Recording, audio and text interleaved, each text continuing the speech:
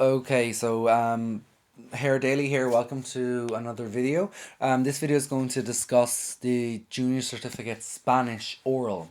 Now, currently, Junior Certificate Orals are optional. They attract 20% of one's overall grade if the teacher or school decides to implement the orals. I think every year group should be doing compulsory orals, and it should be compulsory to pass them in order to pass the overall examination process of all the skills, because again, communication is a dominant aspect of language, and without it, and without the importance of active meaningful communication, there is no real reason for learning a language outside of the academic domain. So let's get started. So this is the Junior Certificate Spanish oral examination questions. So I've just posed 40 possible questions. The exam demands that students prepare a certain amount of questions, and then the teacher or the examiner selects 8 of them, and they are allocated marks each. And this is only the first part. The second part is also an oral role play that the student and the teacher or examiner does as well. So again, they're very good, and if like the students are prepared well throughout the years, they shouldn't pose too much of a worry.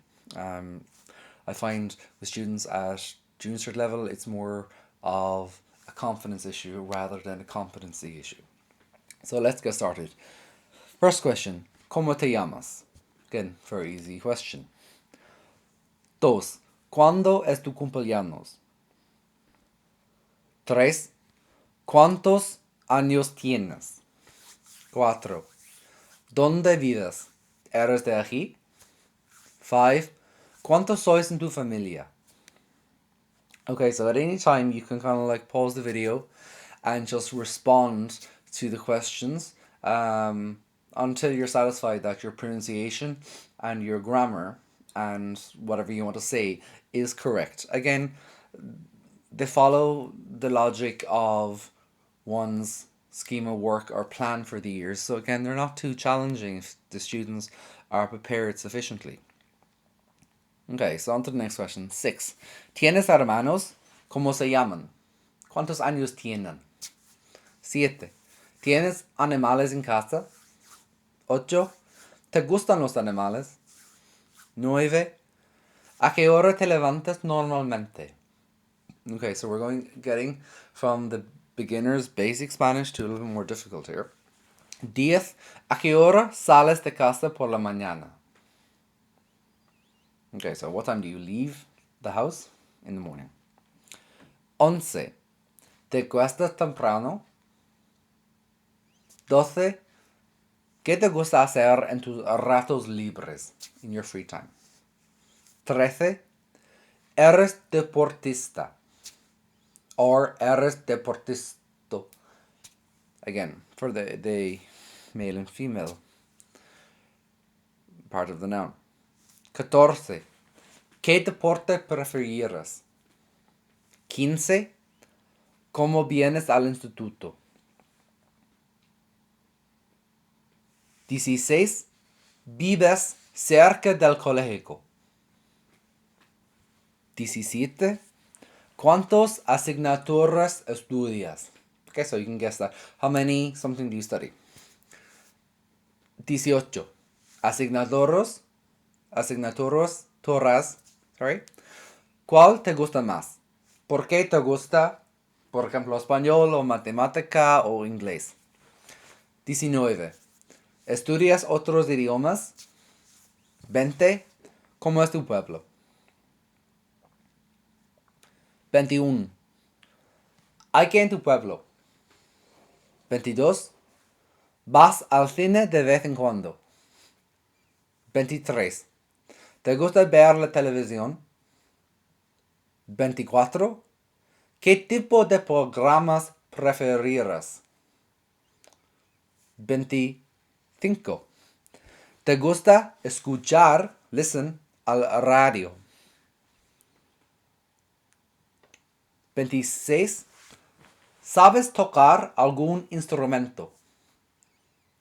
27. ¿Ayudas en casa?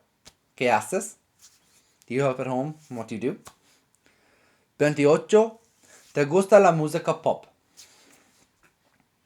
29. ¿Has estado en España? So again, we're moving from simple present continuous, to different tense forms, let's say, kind of like, because the questions forward will be about the past, the recent past, and we'll throw in the future for a good measure, whatever, because Spanish is a relatively easy language to learn. 30. ¿Te gusta España, América Latina? 31. ¿Qué haces los fines de semana? What you do in the weekend? 32. ¿Qué vas a hacer este fin de semana? 33. ¿Qué hiciste en el fin de semana pasado? What did you do last weekend? 34. ¿Qué tiempo hace hoy? Okay, simple enough talking about the weather.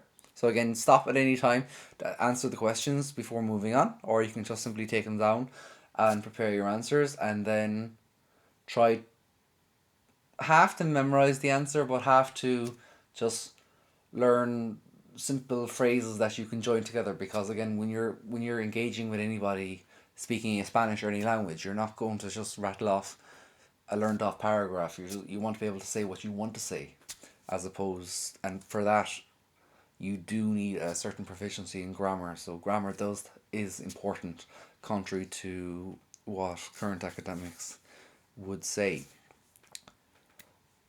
35. ¿Cuántas clases de español tienes a la semana? 36. ¿A qué horas? Or qué horas, sorry, there's no at start. 37. ¿A dónde fuiste de vacaciones el año pasado? Where did you go last year on vacation? 38. ¿Qué fecha es hoy? Okay, it's easy.